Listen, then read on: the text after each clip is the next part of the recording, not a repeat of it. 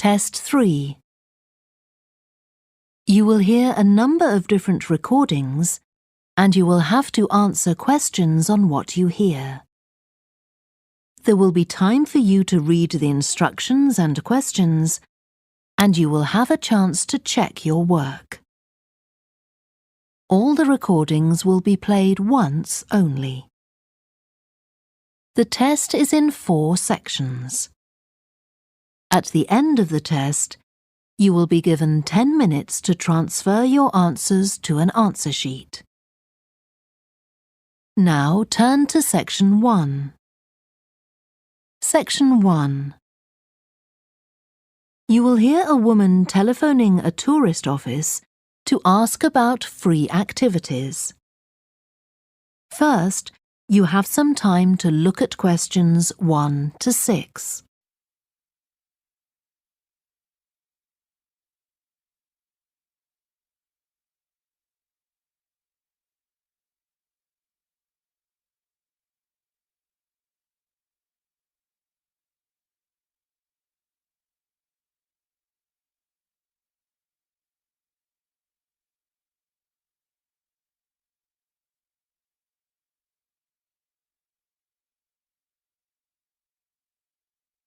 You will see that there is an example that has been done for you.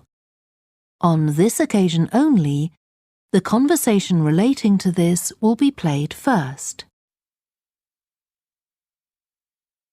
Good morning, this is Burnham Tourist Office, Martin speaking. Oh, hello. I saw a poster about free things to do in the area, and it said people should phone you for information. I'm coming to Burnham with my husband and 2 children for a few days on June the 27th, or possibly the 28th, and I'd like some ideas for things to do on the 29th. Yes, of course. The date that the woman wants information about is the 29th of June, so the letter C has been circled. Now we shall begin. You should answer the questions as you listen because you will not hear the recording a second time. Listen carefully and answer questions 1 to 6. Good morning, this is Burnham Tourist Office, Martin speaking. Oh, hello. I saw a poster about free things to do in the area, and it said people should phone you for information. I'm coming to Burnham with my husband and 2 children for a few days on June the 27th, or possibly the 28th, and I'd like some ideas for things to do on the 29th. Yes, of course. OK. Then let's start with a couple of events especially for children. The art gallery is holding an event called Family Welcome that day, when there are activities and trails to use throughout the gallery. That sounds interesting. What time does it start? The gallery opens at 10 and the Family Welcome event runs from 10:30 until 2 o'clock. The gallery stays open until 5, and several times during the day they're going to show a short film that the gallery has produced. It demonstrates how ceramics are made, and there'll be equipment and materials for children to have a go themselves.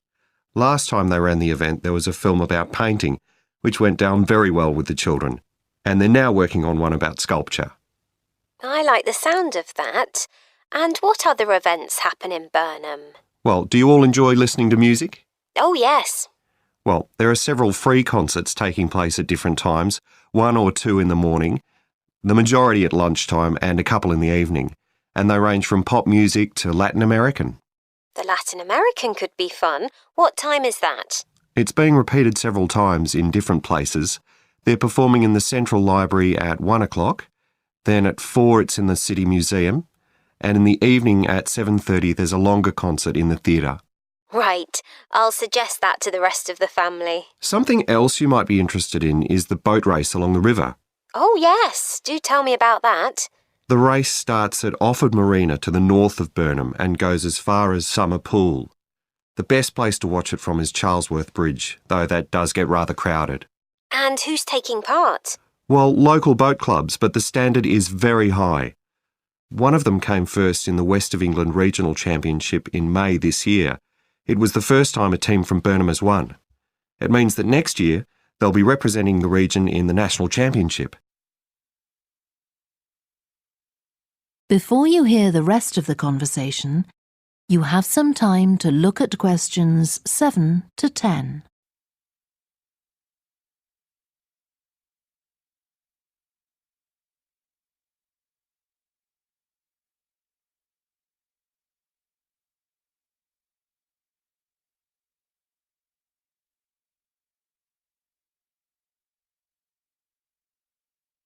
Now listen and answer questions 7 to 10. Now, I've heard something about Paxton Nature Reserve. It's a good place for spotting unusual birds, isn't it? That's right, throughout the year. There is a lake there as well as a river, and they provide a very attractive habitat. So it's a good idea to bring binoculars if you have them. And just at the moment you can see various flowers that are pretty unusual. The soil at Paxton isn't very common. They're looking good right now. Right. My husband will be particularly interested in that. And there's going to be a talk and slideshow about mushrooms, and you'll be able to go out and pick some afterwards and study the different varieties. Uh-huh. And is it possible for children to swim in the river? Yes, part of it has been fenced off to make it safe for children to swim in. It's very shallow and there's a lifeguard on duty whenever it's open. The lake is too deep, so swimming isn't allowed there. OK, we must remember to bring their swimming things in case we go to Paxton. How long does it take to get there by car from Burnham? About 20 minutes, but parking is very limited, so it's usually much easier to go by bus, and it takes about the same time. Right. Well, I'll discuss the options with the rest of the family. Thanks very much for all your help. You're welcome. Goodbye. Bye. That is the end of section 1. You now have half a minute to check your answers.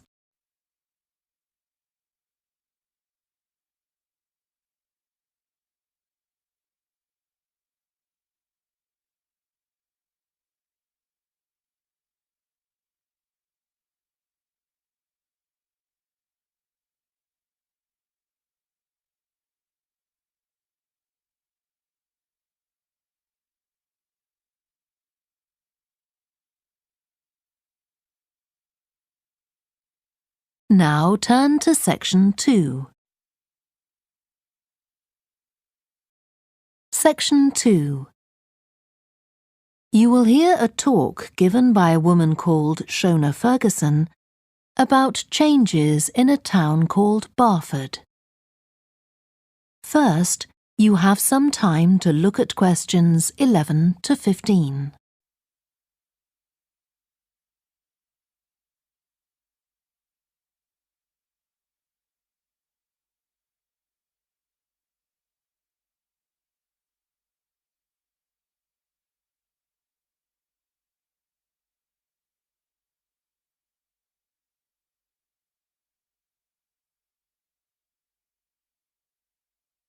Now listen carefully and answer questions 11 to 15.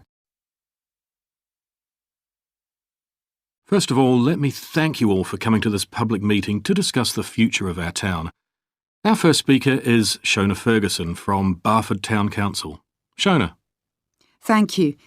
First, I'll briefly give you some background information. Then I'll be asking you for your comments on developments in the town.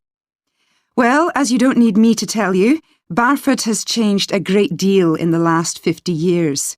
These are some of the main changes. 50 years ago, buses linked virtually every part of the town and the neighbouring towns and villages. Most people used them frequently, but not now, because the bus companies concentrate on just the routes that attract most passengers. So parts of the town are no longer served by buses. Even replacing old, uncomfortable buses with smart new ones has had little impact on passenger numbers.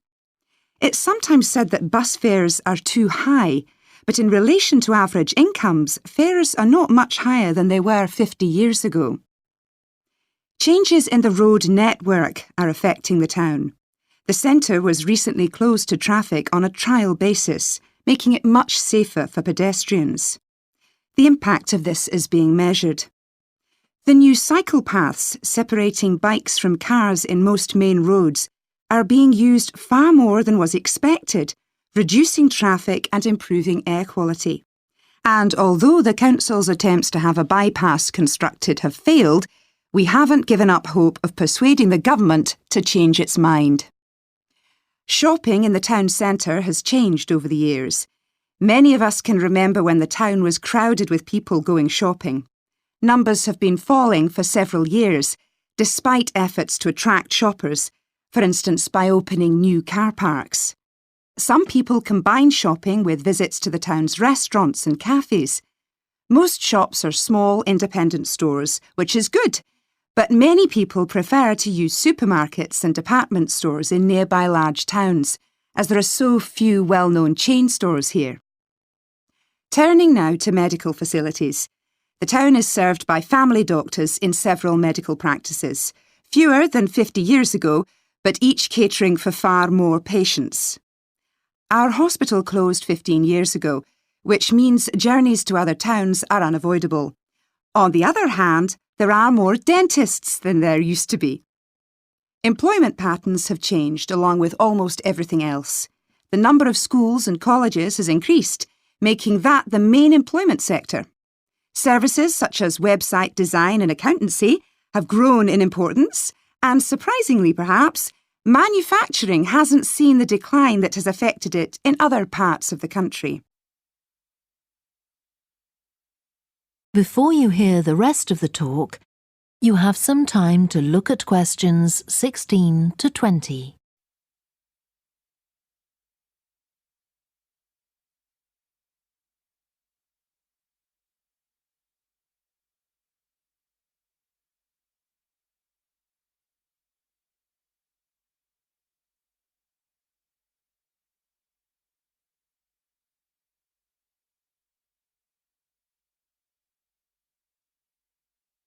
Now listen and answer questions 16 to 20.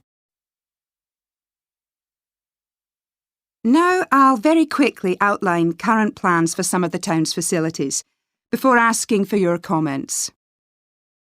As you'll know if you regularly use the car park at the railway station, it's usually full. The railway company applied for permission to replace it with a multi-storey car park, but that was refused. Instead, the company has bought some adjoining land, and this will be used to increase the number of parking spaces. The Grand, the old cinema in the High Street, will close at the end of the year and reopen on a different site.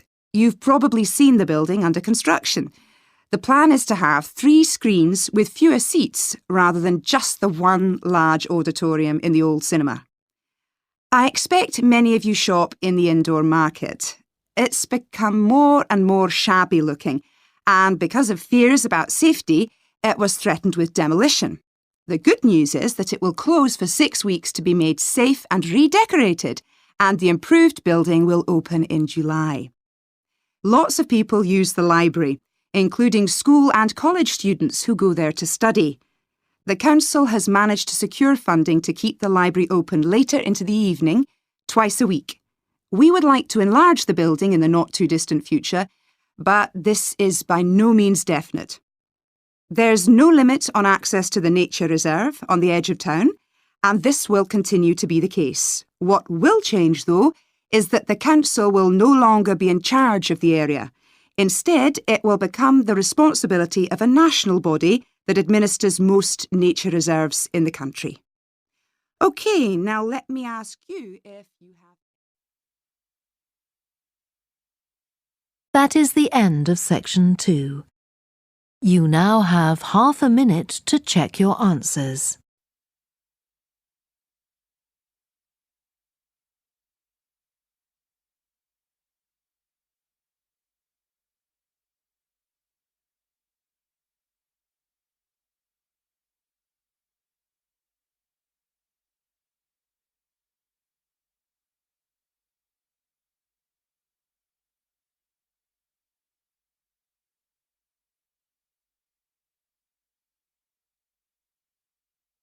Now turn to section 3.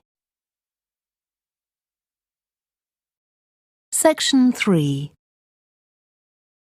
You will hear two students called Helen and Jeremy, who are studying creative writing, discussing a project for their course which involves writing and illustrating stories for children. First, you have some time to look at questions 21 to 26.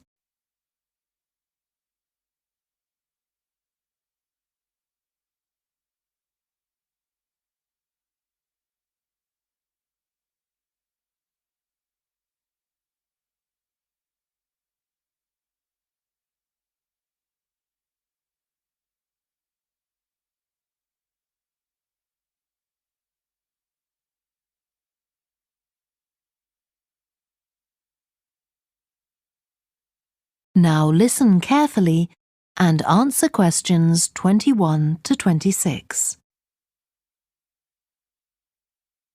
Hello, Helen. Sorry I'm late. Hi, Jeremy, no problem. Well, we'd better work out where we are on our project, I suppose. Yeah, I've looked at the drawings you've done for my story, The Forest, and I think they're brilliant. They really create the atmosphere I had in mind when I was writing it. Oh, I'm glad you like them. There are just a few suggestions I'd like to make. Go ahead. Now, I'm not sure about the drawing of the cave. It's got trees all around it, which is great, but the drawing's a bit too static, isn't it? I think it needs some action. Yes, there's nothing happening. Perhaps I should add the boy, Malcolm, isn't it? He would be walking up to it. Yes, let's have Malcolm in the drawing. And what about putting in a tiger? The one that he makes friends with a bit later. Maybe it could be sitting under a tree, washing itself. And the tiger stops in the middle of what it's doing when it sees Malcolm walking past. That's a good idea. OK, I'll have a go at that. Then there's the drawing of the crowd of men and women dancing.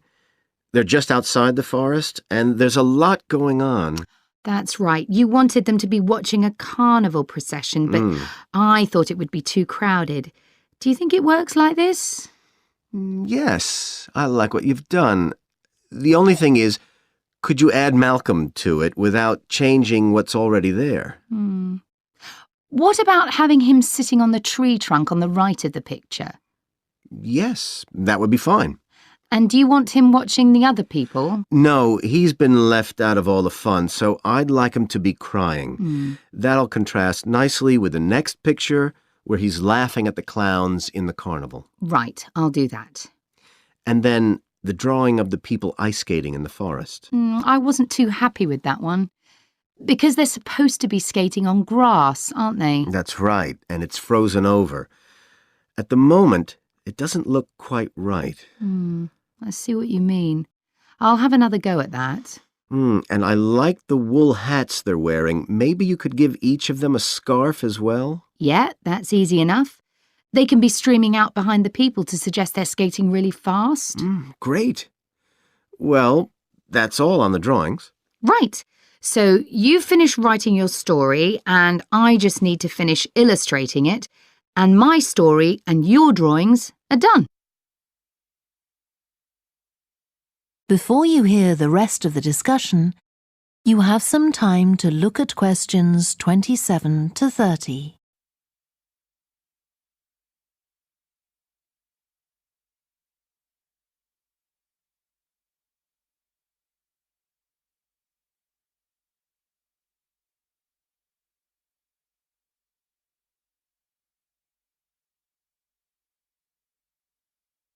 Now listen and answer questions 27 to 30. So the next thing is to decide what exactly we need to write about in the report that goes with the stories and how we're going to divide the work. Right, Helen. What do you think about including a section on how we planned the project as a whole, Jeremy? That's probably quite important. Yeah, well, you've had most of the good ideas so far. How do you feel about drafting something? Then we can go through it together and discuss it. OK, that seems reasonable. And I could include something on how we came up with the ideas for our two stories, couldn't I? Well, I've started writing something about that, so why don't you do the same and we can include the two things? Right. So, what about our interpretation of the stories? Do we need to write about what we think they show, like the value of helping other people or that sort of thing? That's going to come up later, isn't it? I think everyone in the class is going to read each other's stories and come up with their own interpretations, which we're going to discuss. Oh, I missed that. So it isn't going to be part of the report at all? No. But we need to write about the illustrations because they're an essential element of children's experience of reading the stories. It's probably easiest for you to write that section, as you know more about drawing than I do. Maybe, but I find it quite hard to write about. I'd be happier if you did it. Okay. So when do you think we can get this ready? That is the end of section 3. You now have half a minute to check your answers.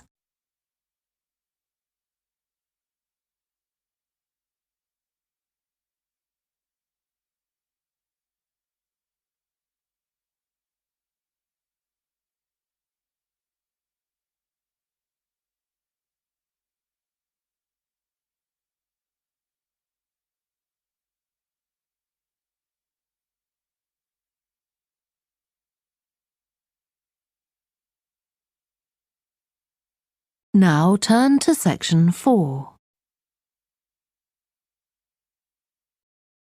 Section 4. You will hear part of a lecture to business students about the use of one particular type of research known as ethnography. First, you have some time to look at questions 31 to 40.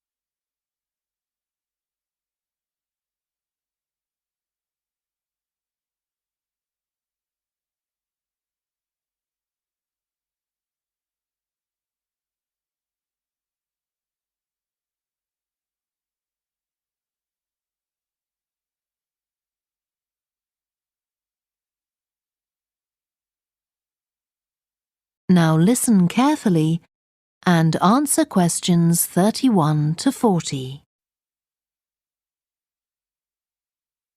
So, what I'm going to talk about to you today is something called ethnography. This is a type of research aimed at exploring the way human cultures work. It was first developed for use in anthropology, and it's also been used in sociology and communication studies. So, what's it got to do with business, you may ask? Well, businesses are finding that ethnography can offer them deeper insight into the possible needs of customers, either present or future, as well as providing valuable information about their attitudes towards existing products. And ethnography can also help companies to design new products or services that customers really want. Let's look at some examples of how ethnographic research works in business. One team of researchers did a project for a company manufacturing kitchen equipment. They watched how cooks used measuring cups to measure out things like sugar and flour. They saw that the cooks had to check and recheck the contents because although the measuring cups had numbers inside them, the cooks couldn't see these easily. So a new design of cup was developed to overcome this problem, and it was a top seller. Another team of ethnographic researchers looked at how cell phones were used in Uganda, in Africa. They found that people who didn't have their own phones could pay to use the phones of local entrepreneurs. Because these customers paid in advance for their calls, they were eager to know how much time they'd spent on the call so far.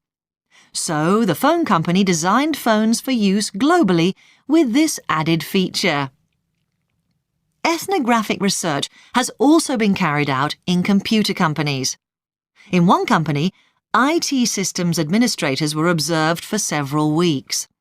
It was found that a large amount of their work involved communicating with colleagues in order to solve problems, but that they didn't have a standard way of exchanging information from spreadsheets and so on. So, the team came up with an idea for software that would help them to do this. In another piece of research, a team observed and talked to nurses working in hospitals. This led to the recognition that the nurses needed to access the computer records of their patients no matter where they were. This led to the development of a portable computer tablet that allowed the nurses to check records in locations throughout the hospital. Occasionally, research can be done even in environments where the researchers can't be present. For example, in one project done for an airline, respondents used their smartphones to record information during airline trips, in a study aiming at tracking the emotions of passengers during a flight.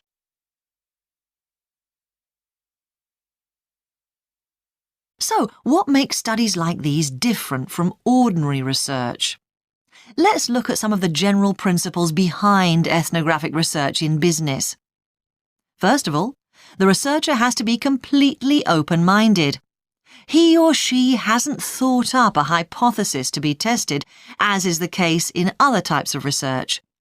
Instead, they wait for the participants in the research to inform them. As far as choosing the participants themselves is concerned, that's not really all that different from ordinary research. The criteria according to which the participants are chosen may be something as simple as the age bracket they fall into, or the researchers may select them according to their income, or they might try to find a set of people who all use a particular product, for example. But it's absolutely crucial to recruit the right people as participants. As well as the criteria I've mentioned, they have to be comfortable talking about themselves and being watched as they go about their activities. Actually, most researchers say that people open up pretty easily, maybe because they're often in their own home or workplace. So, what makes this type of research special is that it's not just a matter of sending a questionnaire to the participants. Instead, the research is usually based on first-hand observation of what they are doing at the time. But that doesn't mean that the researcher never talks to the participants.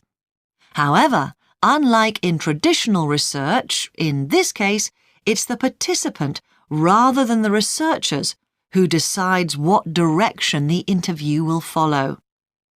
This means that there's less likelihood of the researcher imposing his or her own ideas on the participant. But after they've said goodbye to their participants and got back to their office, the researcher's work isn't finished. Most researchers estimate that 70 to 80% of their time is spent not on the collecting of data, but on its analysis, looking at photos, listening to recordings and transcribing them, and so on. The researchers may end up with hundreds of pages of notes. And to determine what's significant, they don't focus on the sensational things or the unusual things. Instead, they try to identify a pattern of some sort in all this data and to discern the meaning behind it. This can result in some compelling insights that can, in turn, feed back to the whole design process. That is the end of section 4. You now have half a minute to check your answers.